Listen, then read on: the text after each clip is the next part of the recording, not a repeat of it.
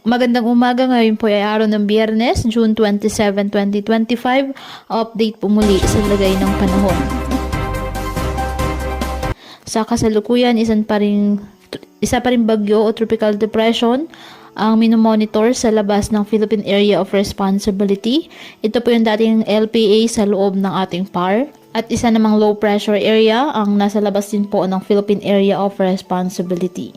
Taglay ng bagyo ang lakas ng hangin na aabot sa 45 km per hour at pagbugso nga aabot sa 55 km per hour.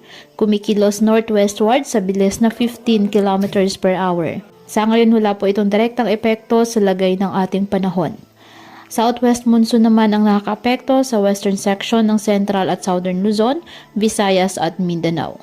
Dulot nga po ng nasabing habagat, asahan ang maulap na kalangitan na may kalat-kalat na pag-ulan at thunderstorms sa Mindanao, Western Visayas, Negros Island Region, Pangasinan, Zambales, Bataan, Palawan, Occidental Mindoro at Oriental Mindoro.